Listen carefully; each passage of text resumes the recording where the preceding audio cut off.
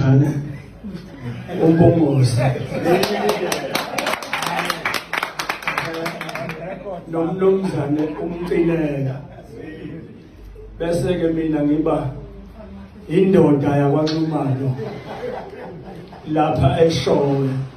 Cha kade ngaganwa ningaze ngidideke phela kuneyingane la azizukwazi ukuthi umnumzane nendoda yini, kodwa ke cha mina ngiyindoda yakwaNxumalo ngoba ngazi ukuthi umuntu ongumnumzane oganisile. Hayi mawuthi ke angingachazi Umcineka ngizokusho kanjani ukuthi ngiyindoda ngoba ingane izokwazi ukuthi mangithi ngiyindoda ikhuluma ngento njengeyilutho. Okay.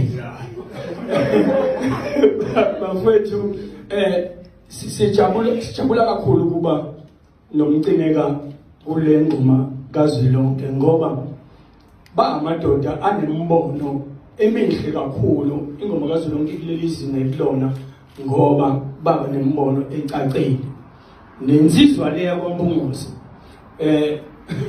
mahleli la esihleli khona ema-ofisi uyakuveza ukuthi ukhaliphe kangakanani emqondweni.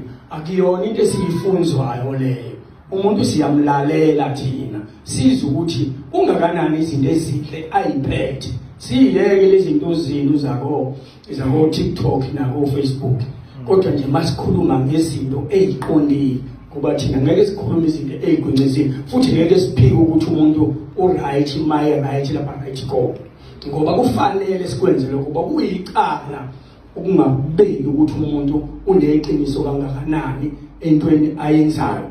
Ukube kuthiwa babe lamadoda ayengenalo iqiniso ngaba ngikho mina la, ngoba ukuthi lo baba lo uyigoso elidala kade labakhona asimdonse azoba nathi la. Ningibona ngilapha nje ngoba kuyimisebenzi yalamadoda lawa amabili.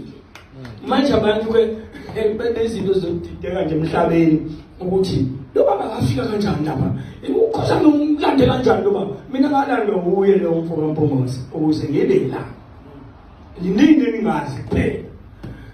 Lokho ngiyakujabulela kakhulu kuba ngoba awenzanga iphutha noma ngabe kwenzakalana ukubonakala kwenzeka emhlabeni, izinto zisemhlabeni, kodwa iqiniso likhona lemile nje ukuthi ubani uyakwazi ukwenza ukuthi futhi akuyona into futhi esiyifihlele. Akekho mina umuntu oyongimbuza iqiniso ungaliphenduli bese ngibenceza ngishona eceleni cha oba ngisatshisiba akukho la ngisatshise khona.